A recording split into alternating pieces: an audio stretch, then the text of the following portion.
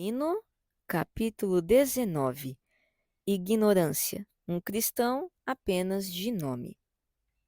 Então vi em meu sonho que esperançoso olhava para trás, e eis que viu ignorância se aproximando, aquele homem que já havia encontrado antes no caminho. Olhe lá, disse ele a cristão. Veja só quanto este rapaz se retardou pelo caminho. É verdade, lá vem ele. Não queria mesmo a nossa companhia. Mas creio eu, não lhe faria mal se nos tivesse acompanhado. De fato, mas lhe garanto que ele pensa de outro modo. Também acho. Seja como for, esperemos um pouco por ele. E esperaram. Quando já estava próximo, Cristão chamou. Vamos, homem, por que é que você ficou tão para trás? Prefiro caminhar sozinho, a menos que goste mais da companhia. Cristão então sussurrou a esperançoso. Não lhe disse que ele pouco se importa com a nossa companhia? Mas assim mesmo, vamos tratar de passar o tempo conversando, pois este lugar aqui é mesmo solitário.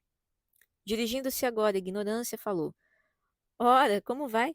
Como anda a relação de sua alma com Deus? Espero que vá bem, pois estou sempre repleto de bons pensamentos que me vêm à mente para me consolar na caminhada. Que bons pensamentos são esses? Pode nos dizer?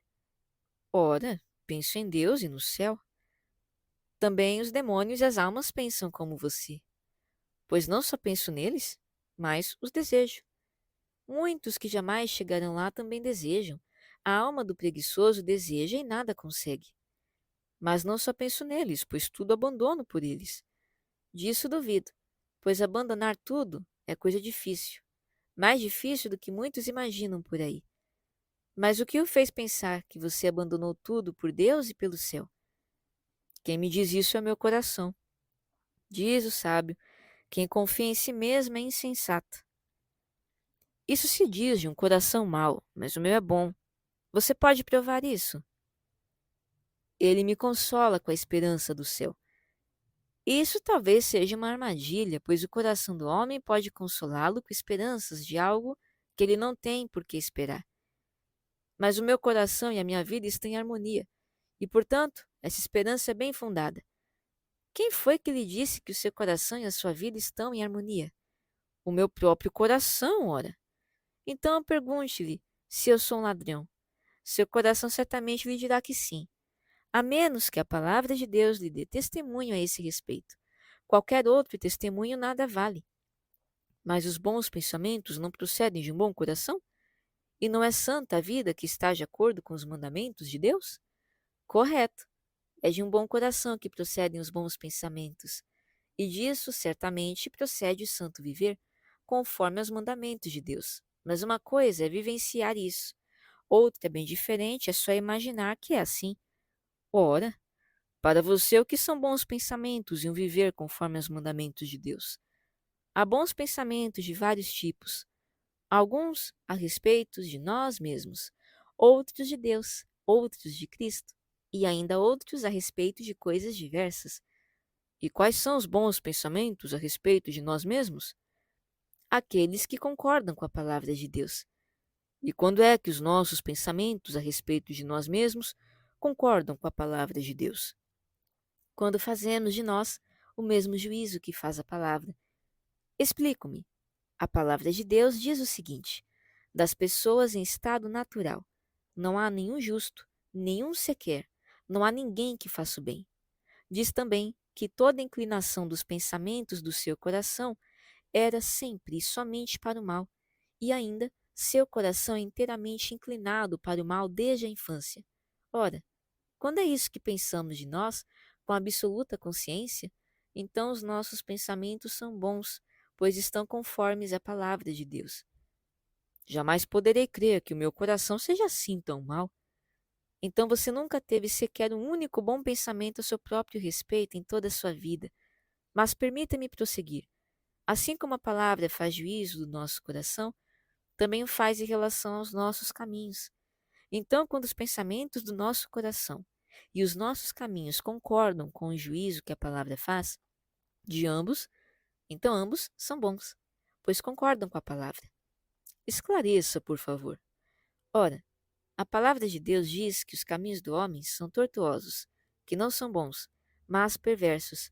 diz que os homens naturalmente se afastam do bom caminho, que eles nem mesmo conhecem. Ora, quando o homem assim considera os seus caminhos, ou seja, quando ele, humilhando-se em seu coração, reflete desse modo, aí sim ele tem bons pensamentos a respeito de seus caminhos, pois agora estão de acordo com o juízo da palavra de Deus.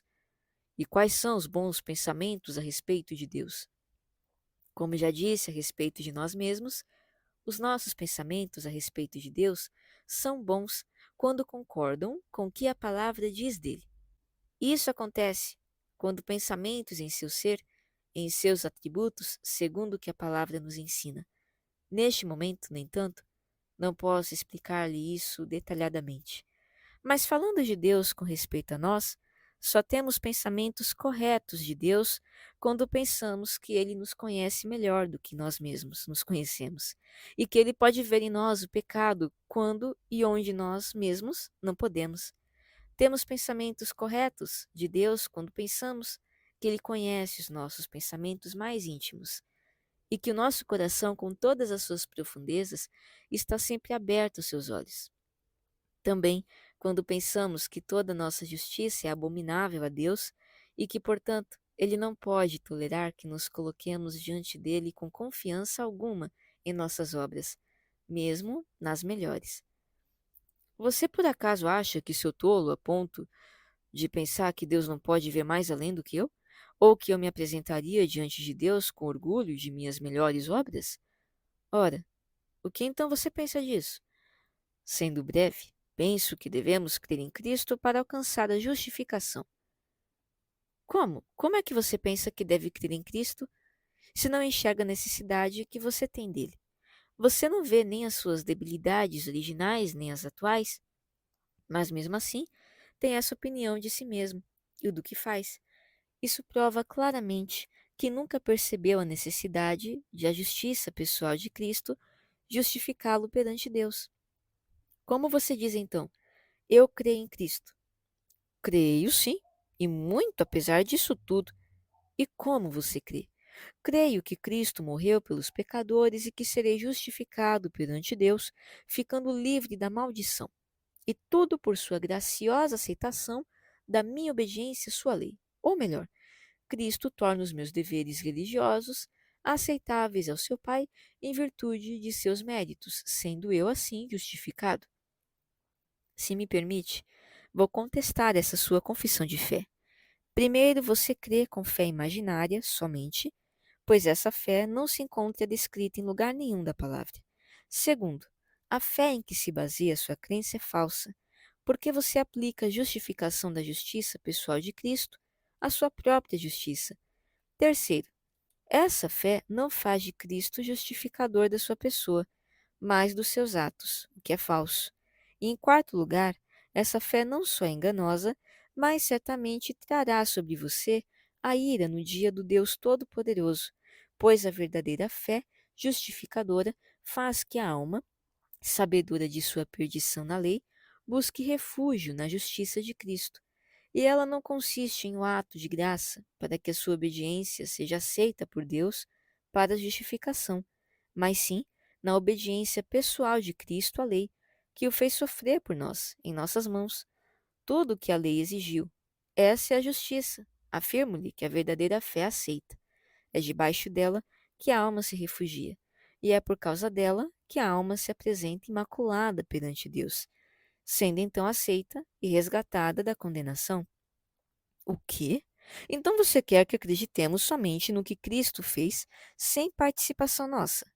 Essa presunção certamente afrouxaria as rédeas das nossas paixões, permitindo que vivamos como bem quisermos. Afinal, se assim é, o que importa como vivamos, se depois seremos justificados pela justiça pessoal de Cristo, bastando para isso apenas crer nela? Ignorância é seu nome, e você bem o merece. Essa sua resposta demonstra o que digo. Você ignora a justiça justificadora e também como pode salvar sua alma, por essa fé da pesada ira de Deus. Sim, você ignora também as verdadeiras consequências da fé salvadora na justiça de Cristo, que significa curvar e oferecer o coração a Deus em Cristo. amar o seu nome, a sua palavra, os seus caminhos e o seu povo, mas não como você, em sua ignorância, imagina. Pergunte-lhe se algum dia Cristo já lhe foi revelado do céu. Que? Temos aqui então homem de revelações? Creio que aquilo que vocês dois e todos os outros, como vocês, dizem sobre essa questão não passa do fruto de mentes perturbadas. Convenhamos, homem, Cristo está em Deus de um modo tão incompreensível às inquietações naturais de toda a carne, que homem nenhum pode conhecê-lo de uma maneira salvadora, a não ser que Deus Pai o revele ao homem. Essa é a sua fé, não a minha. Mas a minha, e disso não duvido, é tão boa quanto a de vocês, embora eu não traga na alma tantos caprichos como vocês trazem. Peço licença para intervir. Você não deveria falar com tanto desprezo sobre esse assunto. Reafirmo categoricamente o que meu irmão já lhe disse. Homem nenhum pode conhecer Jesus Cristo senão pela revelação do Pai. E lhe digo mais: a fé pela qual a alma se agarra a Cristo, se é que me expresso bem, deve vir necessariamente pela espantosa grandeza do imenso poder divino. Mas percebo, pobre ignorância, que você não sabe nada dessa fé. Acorde, então. Olhe a sua própria iniquidade e busque refúgio no Senhor Jesus, pois pela justiça de Cristo, que é a justiça de Deus, pois Ele mesmo é Deus, você será libertado da condenação.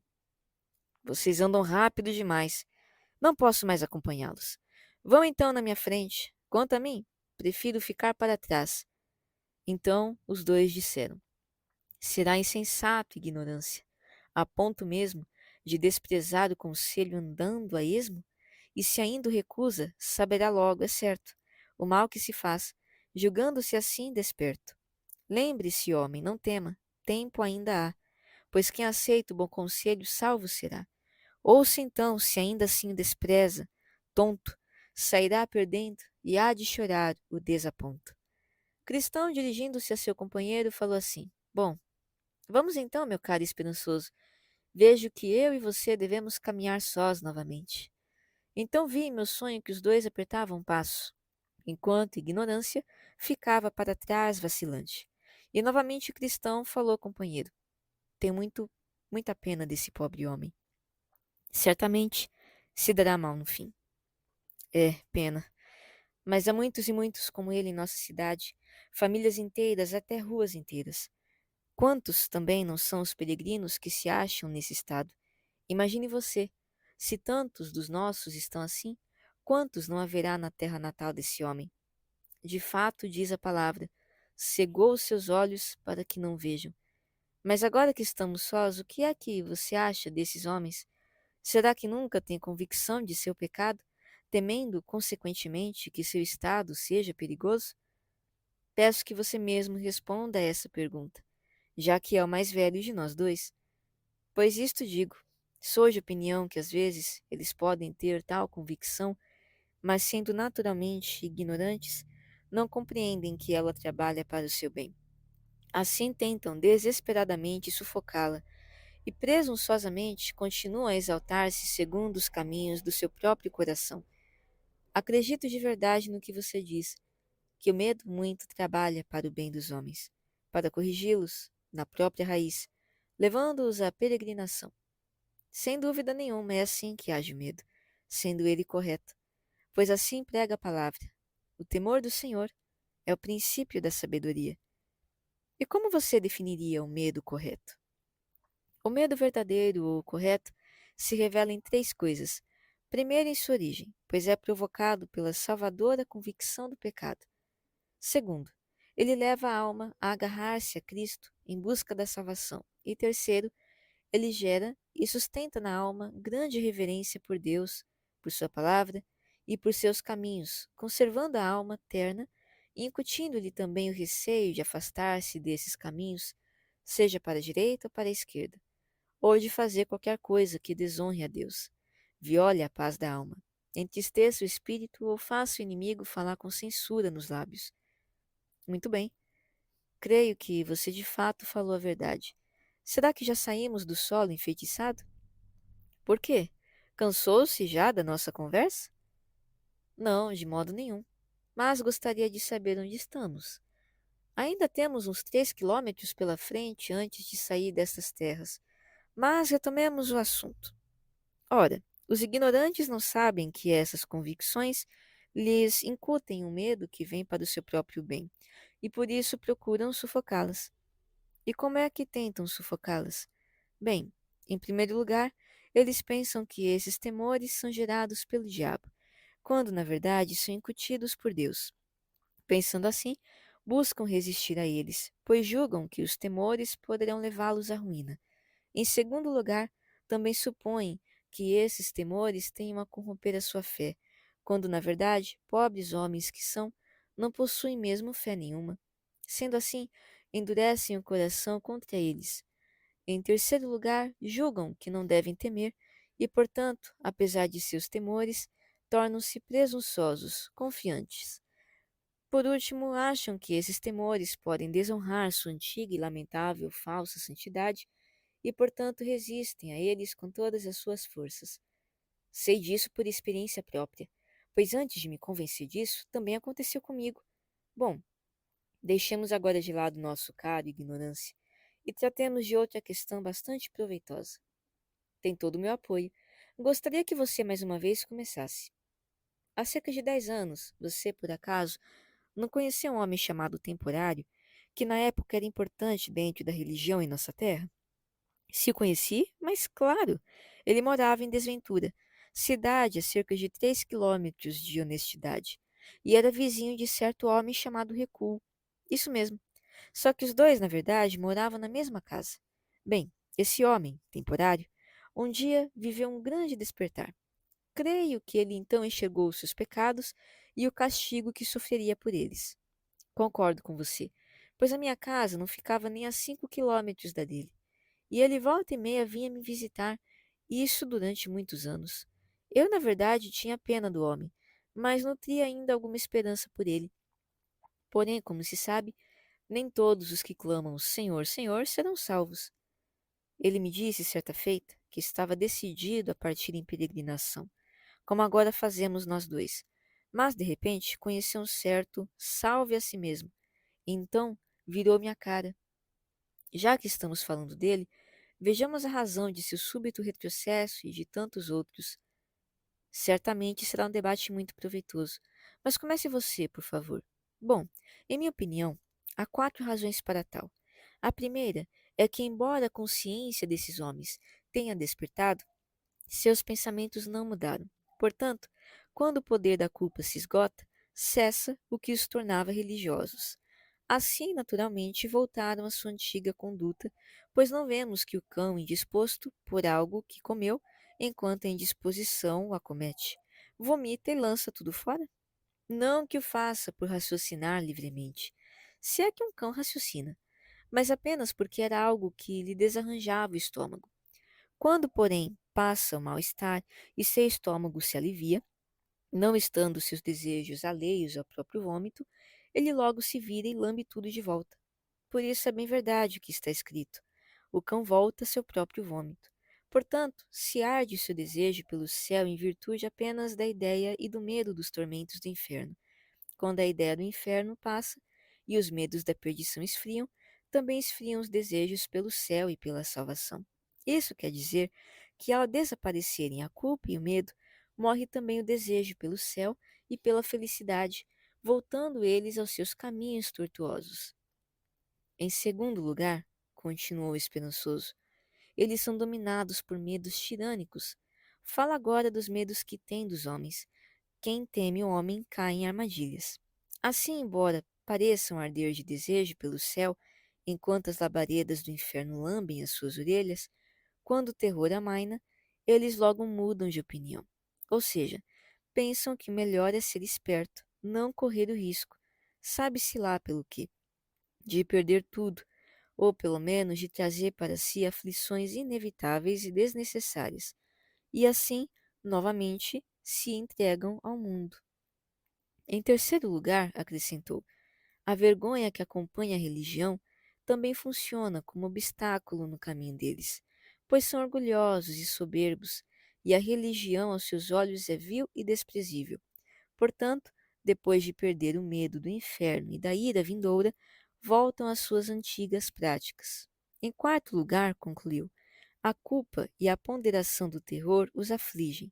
Não gostam de olhar a própria miséria antes que ela os alcance, embora talvez a primeira visão dessa miséria pudesse fazê-los buscar refúgio no lugar para onde fogem os justos, à procura de segurança. Mas isso só se tiverem amor por essa visão. Contudo, como já sugeri antes, eles, na verdade, evitam a ideia de culpa e terror, e quando se veem livres do despertar para o terror e a ira de Deus, é com alegria que endurecem o coração, preferindo os caminhos que cada vez mais o endureçam. Você está quase no âmago da questão, pois a razão de tudo é a falta de transformação nos pensamentos e na vontade. Portanto, eles se assemelham ao criminoso diante do juiz. Treme, agita-se e parece arrepender-se muito sinceramente. Mas a razão de tudo é o medo da força, e não a aversão ao crime. Isso se torna evidente, pois basta dar ao homem a liberdade que ele logo volta a roubar, perseverando no crime.